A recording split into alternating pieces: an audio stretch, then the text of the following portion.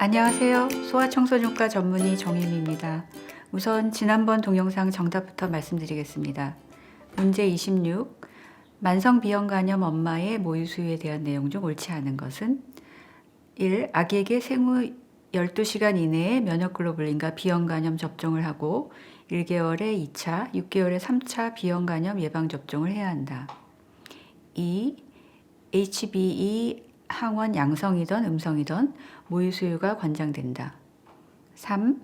면역글로불린과 비형간염 접종으로 예방조치를 하면 젖을 먹여도 비형간염 수직감염이 생기지 않는다.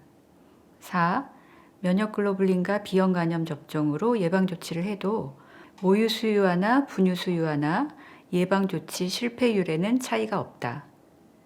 5. 면역글로불린과 비형간염 접종으로 예방조치를 하기 전에 젖을 먹인다.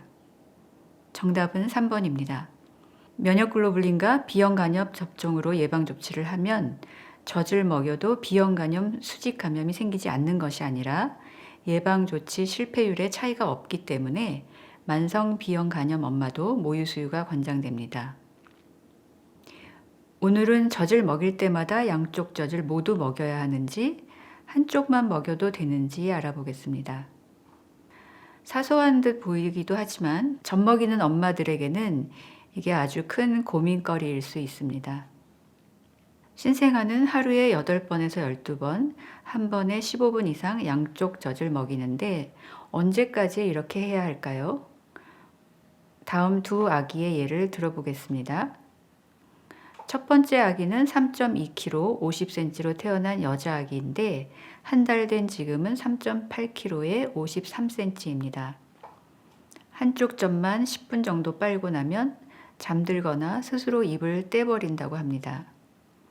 반대쪽을 물리면 잠들어서 2~3시간마다 한쪽씩만 먹게 된다고 하죠. 두 번째 아기는 3.6kg, 53cm로 태어난 남자아기인데 105일째 되는 지금은 6.9kg에 63cm입니다. 한쪽씩만 먹는데 처음엔 2시간마다 먹다가 지금은 서너 시간으로 늘어나서 한쪽을 거의 7 내지 8시간 만에 빨고 있다 합니다. 젖이 확 비는 느낌도 안 들고 이렇게 오래 고여있던 젖을 먹여도 될까 걱정도 된다고 하네요. 첫 번째 아기는 한쪽만 먹으면서 잘 자라지 못한 경우이고 두 번째 아기는 한쪽만 먹으면서도 체중 증가가 아주 빠른 경우입니다.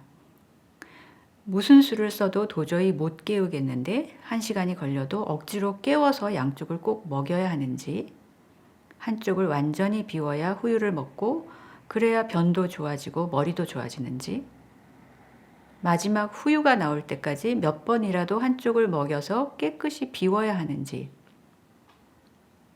그렇다면 전유를 짜고 후유만 먹이면 어떨까? 아니면 젖 먹이고 나서 후유를 또 짜서 먹여봐야 하나? 도대체 몇 분을 먹이면 전유에서 후유로 넘어갈까? 먹이고 나서 얼마가 지나면 후유가 전유가 되는 걸까? 젖 먹이는데 이렇게 복잡하게 생각하고 계산을 해야 한다면 어디 애를 키울 수가 있겠습니까? 아주 간단하게 말씀드리면 분만 후 처음에는 모유 수유가 잘 될 때까지 양쪽 젖을 먹이고 그 이후에는 아기에 따라서 달라진다고 생각하시면 됩니다.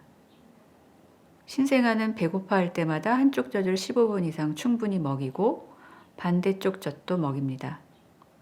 한 달 정도 돼서 아기가 잘 자라고 엄마도 모유 수유에 자신이 생기면 이제는 한쪽을 충분히 먹이고 정말 대충 그쪽이 비워진 것 같으면 반대쪽도 물려보아서 먹고 싶어 하면 먹이고 배불러서 그만 먹으려 하면 안 먹이면 됩니다. 안 먹을 것 같다가도 중간에 트림을 시키면 반대쪽 젖을 더 먹기도 하긴 하죠. 한쪽만 먹었거나 두 번째 젖을 거의 안 먹었으면 그 다음에는 그쪽부터 먹이면 됩니다. 하지만 제왕절개를 했거나 예정일보다 일찍 태어난 조기 만사가나 출생 체중이 적었던 아기나 다른 문제가 있어서 젖을 잘 먹지 못하는 아기들은 다릅니다. 시원하게 속삭이는 벗기고 수유 자세와 젖 물리는 방법을 다시 정확히 배워서 양쪽 젖을 충분히 먹여야 합니다. 다 먹기 전에 잠이 들어서 잘 삼키지 않으면 이렇게 손바닥이나 발바닥을 지그시 눌러서 깨우거나 아기를 잡은 두 손으로 아래턱을 부드럽게 눌러줍니다. 그리고 엄지와 네 손가락으로 유방을 돌아가면서 골고루 눌러서 젖흐름이 좋게 해줍니다. 반대로 3, 4개월이 지나서 아기가 주위에 관심을 가지게 되면 안정된 분위기에서 조용히 젖을 먹일 수 있도록 전화나 핸드폰, 텔레비전, 라디오 같은 것은 다 끄고 다른 사람이 어른거리지 않는 데서 집중해서 젖을 먹여야 합니다. 엄마는 눈길도 다른 데 주지 말고 되도록 아기를 만지지도 말고 거의 얼음땡 자세로 젖을 먹입니다. 이렇게 아기의 성장과 발달에 따라서 한쪽을 먹일지 매번 양쪽을 먹일지 깨워가면서 먹일지 만지지 말고 먹일지가 다 달라집니다. 젖 먹을 때마다 변을 지리는 옆집 아기가 처방받은 수유 방법을 듣고 와서 우리 아기에게 적용하려는 생각은 말아야 합니다. 아기는 체중이 잘 늘고 있지 않은데 후유를 먹여야 한다는 엄마의 일념으로 젖이 차 있는 반대쪽은 아껴놓고 한쪽 젖만 주구장창 물리면 아기는 얼마나 괴롭겠습니까?